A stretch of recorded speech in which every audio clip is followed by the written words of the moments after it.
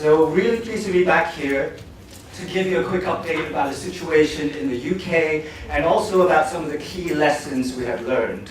Tsukamoto Sensei has kindly explained that we've got quite a special audience here tonight and that you all have a level of understanding about social impact bonds. So I'm not going to be talking about some of the basic stuff like what is a social impact bond. So this is what I'll be talking about instead. I'll start off with giving you an update about what's the current big picture in the UK. So how many SIPs do we have, in what policy areas, and why is it in those policy areas?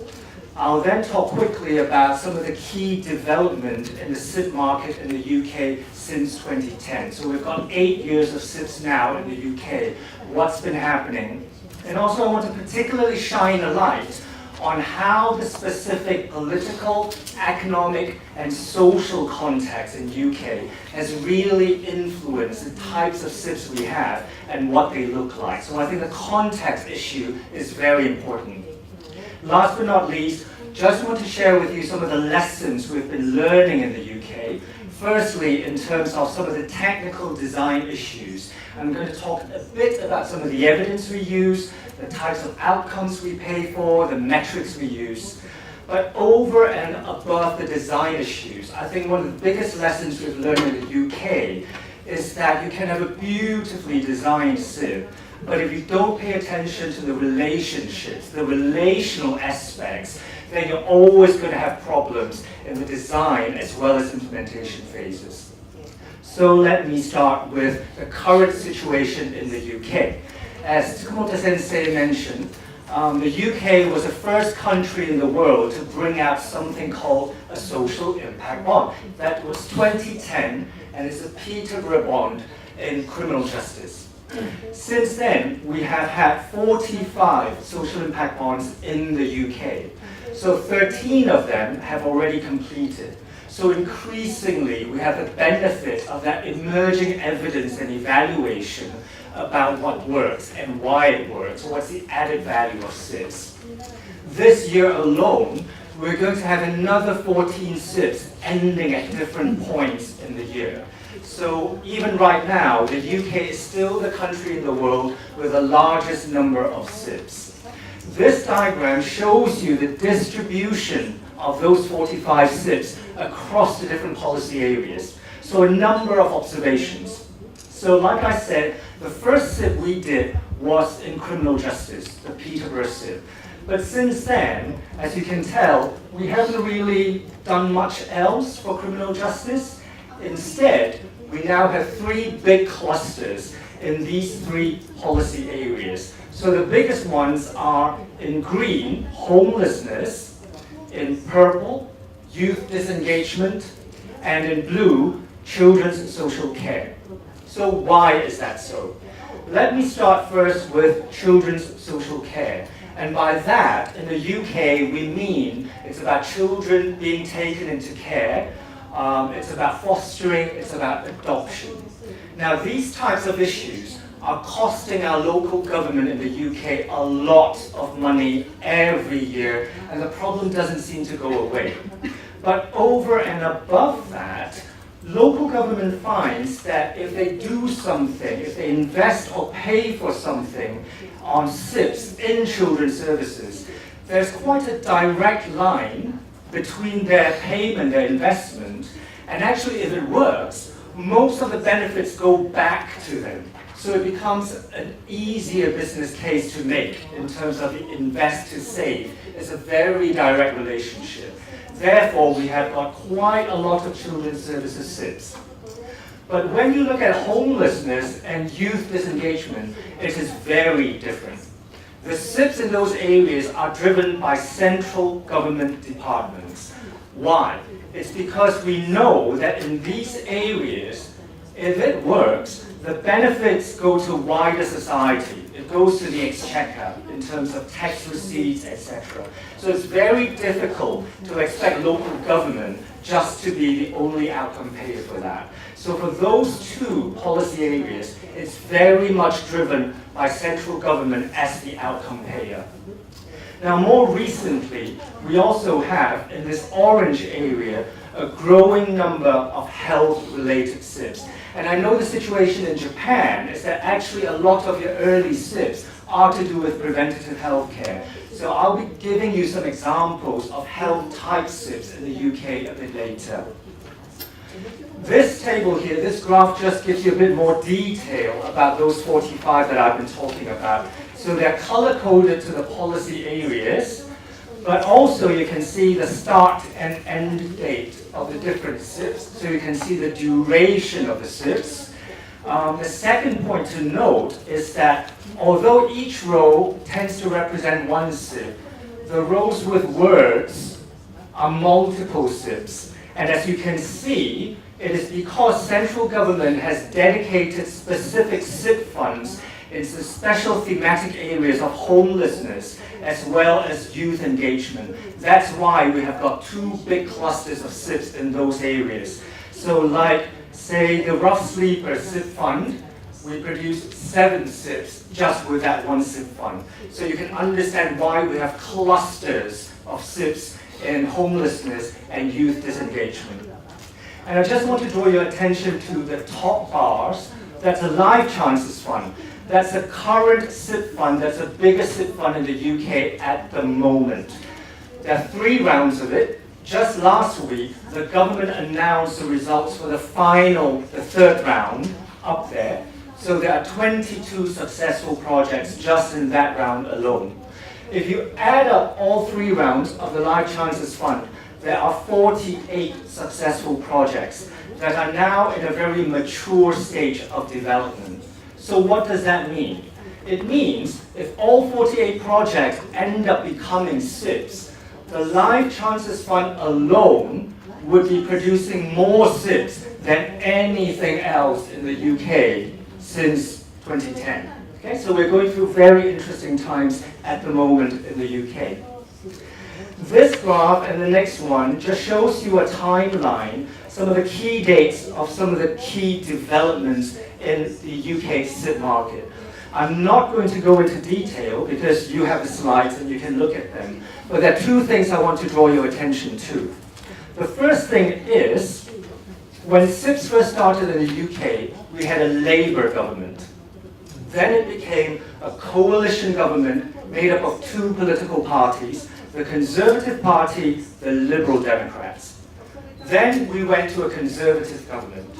And last year, we now have a minority Conservative Party government with an alliance with a very, very small political party from Northern Ireland called the Democratic Unionist Party. So what does that mean? It means in the UK, SIPs have cross-party appeal.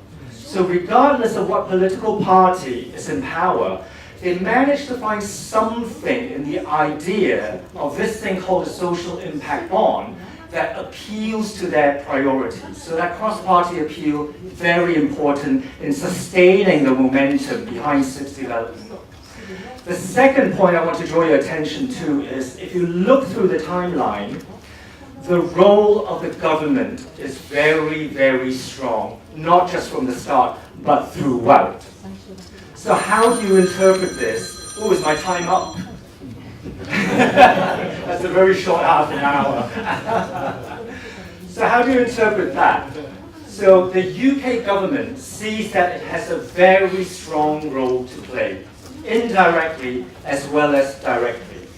So directly, in terms of providing the funds to stimulate SIP growth, and there are just a number of them up there, but also quite importantly, it's not just about making the money available. If it's just about the money, the market in SIPs in the UK wouldn't be quite as developed.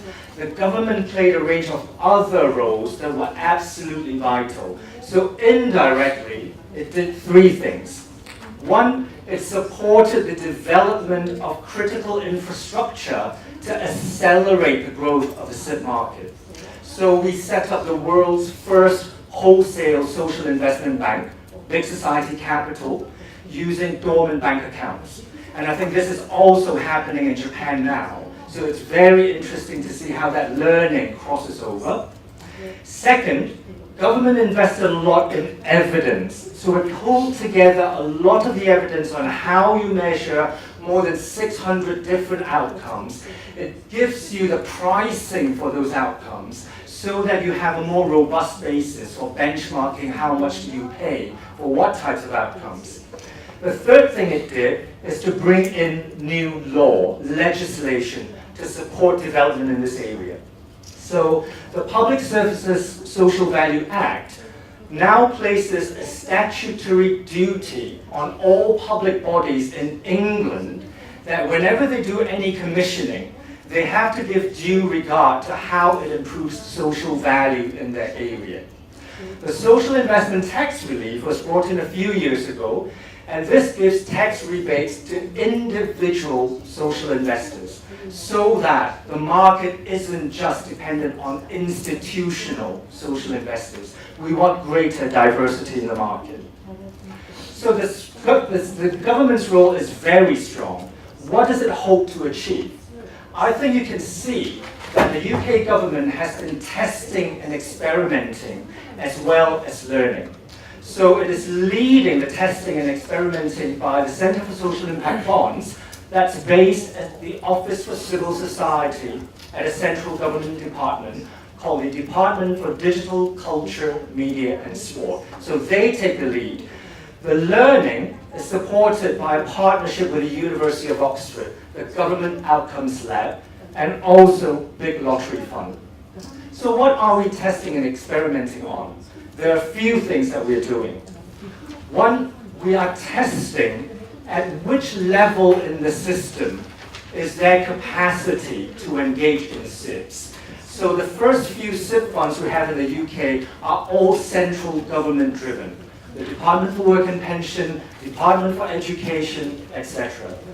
Then in recent years, we are now testing at the local level. So the Life Chances Fund that I talked about, the Commissioning Better Outcomes Fund, they are all about local commissioners. So local government, local clinical commissioning groups, do they have the capacity to bring out SIPs? When I was in a meeting with the Treasury in autumn last year, the Treasury was starting to play around with ideas for what do we want to test next. And they seem to be interested in testing the regional level. So this is between the national and the local. Why? Because in Britain now, we have the devolution of English regions, and the Greater Manchester region is one of the first devolved regions. In that devolved budget, there's a ring-fenced portion that is specifically there to support SIP development in homelessness and rough sleeping. Since then, Greater Manchester is known in the UK for doing exemplary work in tackling homelessness and rough sleeping. So the government is intrigued by that idea of whether there are some SIPs that you should be doing at a more regional level and not just national or local. But we're not just testing that. We are also testing thematically. So which policy areas are SIPs more appropriate for? Which policy areas is there capacity to engage in and introduce SIPs? We do that both top-down and bottom-up. So top-down, in that central government pre-identifies certain policy areas, such as homelessness, youth engagement, that they want to stimulate SIP development. Bottom-up, in terms of asking local commissioners to come forward with ideas of what they think they're interested in testing. Hence, you get a lot of children's services SIPs because of that, because children's services seems to be the area where the local bottom-up movement seems to be driving for. So how does the government make decisions about what to go for, what policy areas to look at? I think the UK government's position has become clearer over the years since 2010, especially in 2016, when we introduced something called the Inclusive Economy Unit, based at the Office for Civil Society. So why do we have this unit? The motto of the unit is to build a Britain that works for everyone and not just for the elite few. So why does it have that motto? It has that motto because the government has been very badly criticized since 2010 because of the public spending cuts, that inequality is growing very rapidly. So the government wants to be seen to be doing something to address that imbalance. Now, they don't actually explain in any transparent way how they make decisions, what's the criteria for what they choose to focus on. My interpretation is there could be two reasons. One is cost. So there are some things that cost the public purse a lot of money historically, and that's not sustainable when we are in public spending cuts, austerity. Okay? The other reason might not have to do with the cost of public spend, but it's about whether this issue is now a hot political topic. And one of those hot political topics is homelessness. If you come to London, if you come and visit the big cities in the UK, since 2010, rising homelessness has become very, very visible. So it's now regarded as a national scandal. So the government needs to do something about it. Even though a lot of the homeless people, they don't use public services, so actually they don't directly cost the state a lot of money. And intervention actually means you increase your spend. So this is not something about reducing spend, but it's about tackling a political hot topic at the moment. So what is the inclusive economy approach based on? It's based on 6 things. Quite simply, the government will make money available to stimulate social investment, social impact bonds. So it's a supply of money. And in supplying that money, the government then attracts other suppliers of social investment money. So the supply grows. But we don't just stop at supply. We then look at the demand side. And we look at it from the social sector. So if you supply the money, is the social sector well placed to take up that money? So we're trying to grow the social sector in terms of number, in terms of diversity, and we're trying to build their capacity to engage with social investment, social impact bonds. For the public sector, we are then creating these specific tools, such as social impact bonds, to help them be able to commission differently, to be able to draw in social investment. In the UK, we've got a long history of public-private partnership.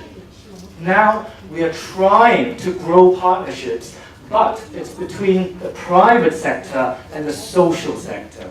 So the government has recently announced 27 inclusive economy partnerships. That's about that collaboration between the private sector and the social sector on equal terms. Last but not least, make good evidence available to everyone so that decisions are better and improves with time. All that has recently been brought together as government policy. So this is a diagram from the civil society strategy that was published last month. And in that strategy, it shines a light on 5 things: people, places, the private sector, the public sector, the social sector. And the pink ribbon that ties it all together is social value. Okay, so this is the new framework we're using in the UK, where we want to talk about all those 5 things together, not separately. It's looking at all of them holistically. The government still sees that it needs to play a role, but the government should not be the ones expected to solve all the problems. So the government needs to enable other people to come into the picture to do what they're best placed to do. And quite interestingly, we have this concept called the activated citizen. What is that about? We want to change the relationship between state and society. We don't want people just to be passive recipients of public services. We want them to take more responsibility, for example, for their health, to be able to look after and manage their health conditions better, etc.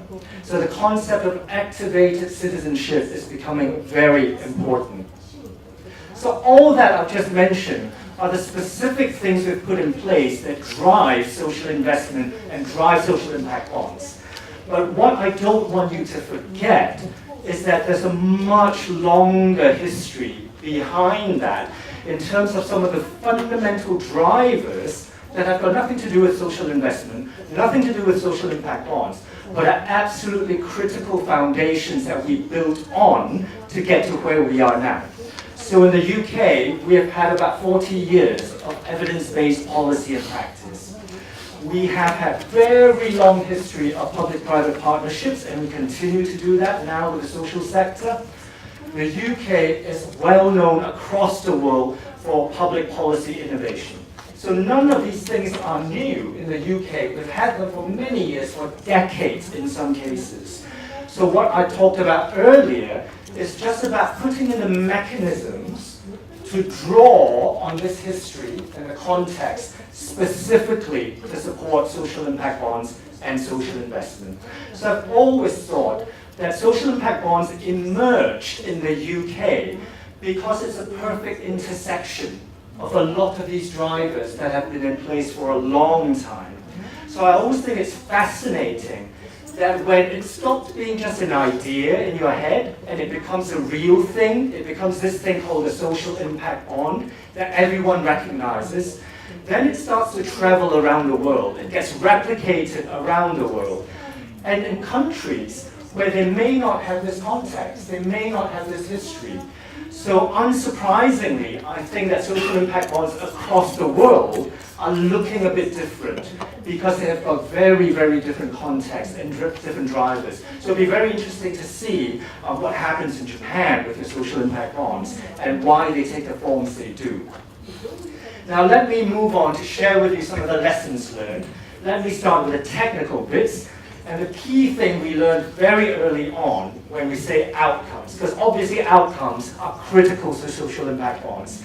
One thing we learned very quickly is you must always ask yourself the question, outcomes from whose perspectives? Because there are very different ways of looking at outcomes, and the reason for paying those outcomes can be very different. Okay? So you can look at individual level outcomes. Do you want to improve individual well-being? Or is it about group and community level outcomes? Or is it about system level outcomes? So two things you need to be aware of. The different levels can sometimes be in conflict with one another. So you may want to improve individual outcomes, such as for the homeless or rough sleepers, but actually in doing so, it might cost the system a lot more money. Okay? So they're not always aligned in terms of immediate short-term interests. The other question to pay attention to is, what are the time horizons you are looking at? So SIPs are used to tackle complex social issues. So a lot of these outcomes are going to be very, very long-term. But how practical is it to construct a SIP that goes on forever? You know, what are the risks in terms of that? What's the cost of capital?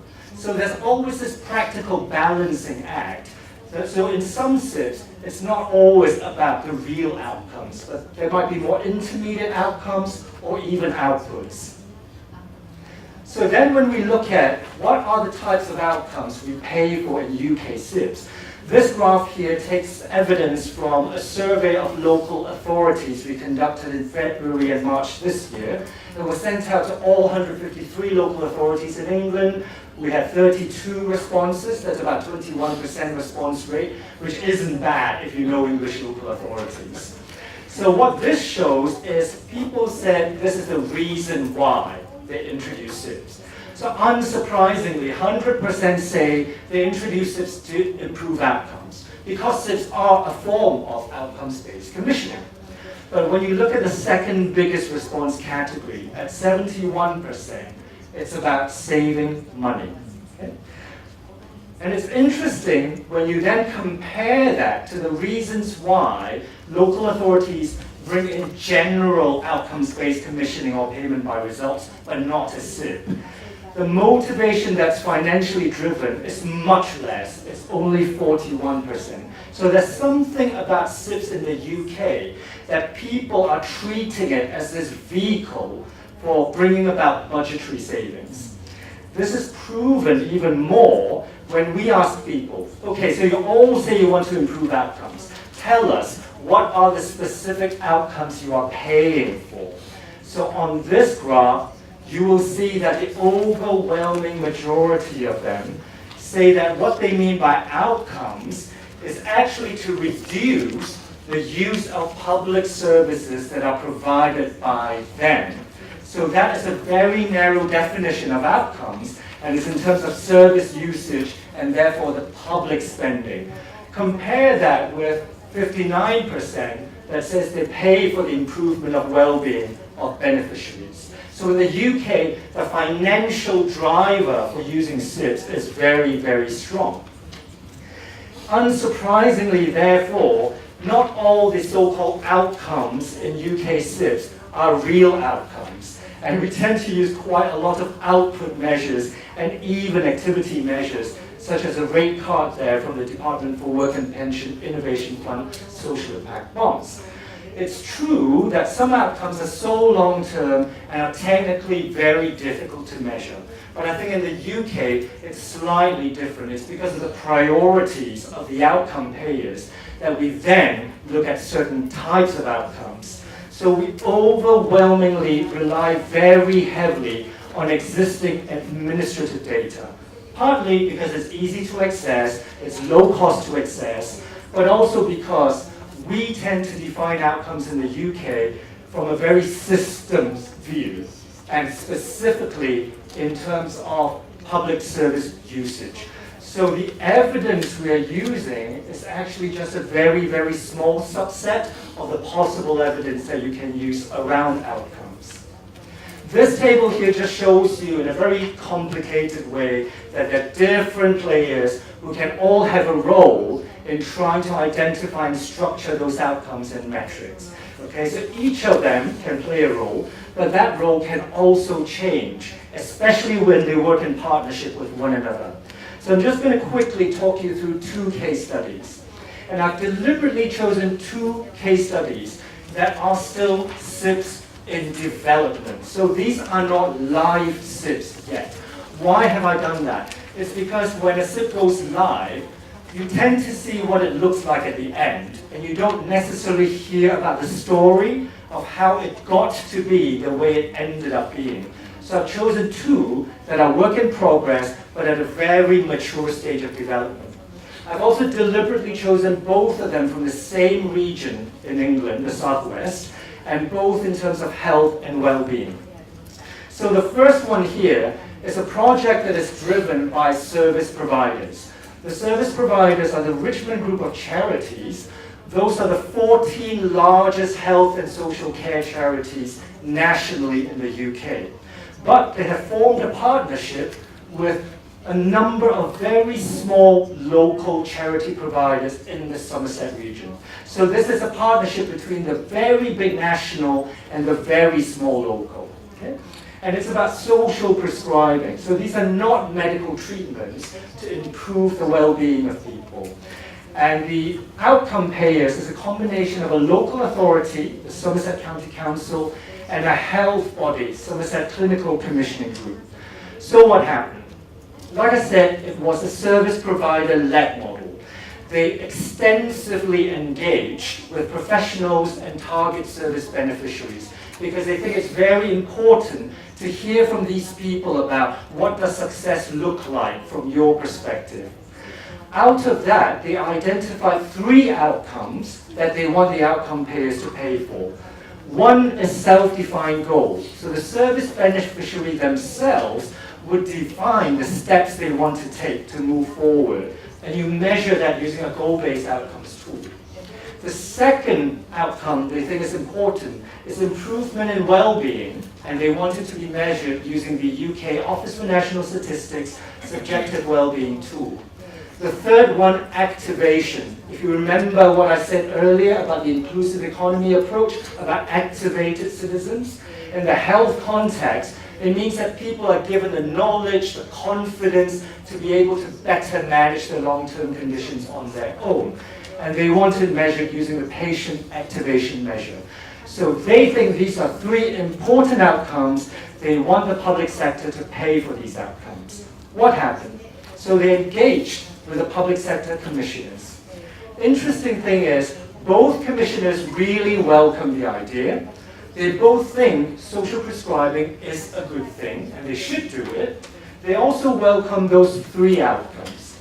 But they say that they won't be able to pass an internal business case where they find the money just to pay for those three outcomes. Why? Because those three outcomes are only at the individual level. For a commissioning body spending money, they need a clearer picture about what does this look like for the system. So they want some system-defined outcomes in there, largely because they're all dealing with spending deficits. So after a few months of negotiation, there's compromise, where the service provider has to acknowledge that if you can't find someone to pay for the outcomes, you're not going to have a SIP. So the compromise recognizes that they have to give the commissioners some of their priorities. So 60% of the overall outcome payments would go towards reducing the use of secondary care services, but there's also payment for reducing other services in primary care and in social care. So you still see well-being in there, but with a minority outcomes payment of 12.5% of the overall budget for paying for outcomes. So that's a provider-led model. Now to another area within Southwest England, in Devon. And this time it's a commissioner-led model. Okay? So these are the commissioners, a health commissioner and two local authority commissioners. This is their project.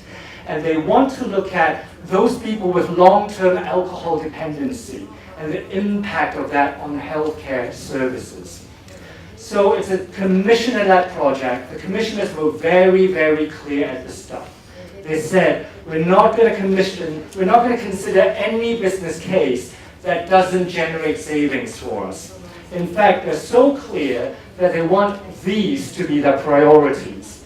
So they want there to be less alcohol-related attendance at accident and emergency, and they want fewer people to end up staying in hospital because of alcohol problems, and if they have to be in hospital, they want the length of stay to be shortened.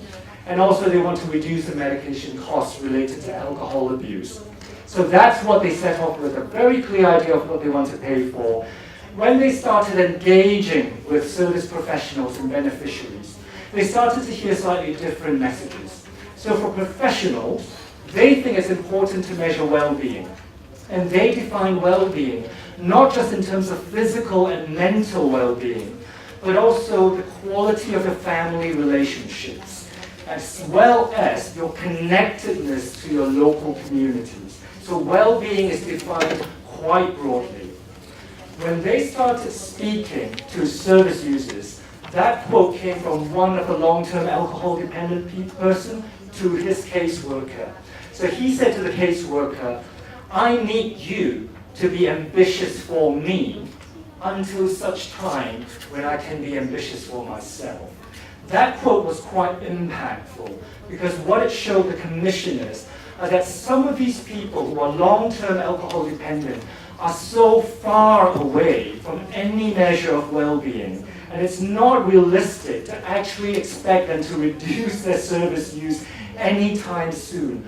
But actually, they do take small steps towards improvement and recovery. What are those small steps? So as a result of all that engagement, the commissioners revised their position. They started to be aware that actually the room for cashable savings is very small. But if you can actually reduce the pressure on emergency services that is really at breaking point, well, maybe that's a good enough reason for us to pay for outcomes. And we can still find money creatively to pay for the well-being outcomes. So what is the point of me sharing those two case studies with you? The point is, even when you're doing the technical design to do with outcome definition and metrics, once you start engaging and negotiating, the relational bits become important. So things can change. Sometimes not because you do further data analysis, but sometimes it's because you start to hear other people's perspectives. You start to realize that different people have different priorities, and therefore you come to some form of compromise. So that takes me to the last bit of the learning, which is about relationship issues and why they are so important. So going back to that local government survey, these two charts here show you how people feel about social impact bonds in comparison to how they feel about outcomes-based commissioning and payment by results more generally.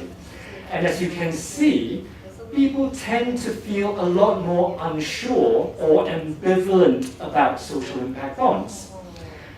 The interesting thing, though, is that when you ask them, do you think your local authority will introduce social impact bonds in the future, whether you like it or not, whether they have a SIP or not, most of them still think that their local authority will be bringing out SIPs in the future. So the conclusion here is that maybe in the UK, the public sector might feel that they're being more compelled to do SIPs, not necessarily because they want to, but because they feel that they may have no choice because the money is so tight. So the important thing here, the implication is, it's not just about getting the technical design right, it's about winning hearts and minds. You must not forget that. And it shines a light on these different types of relationships.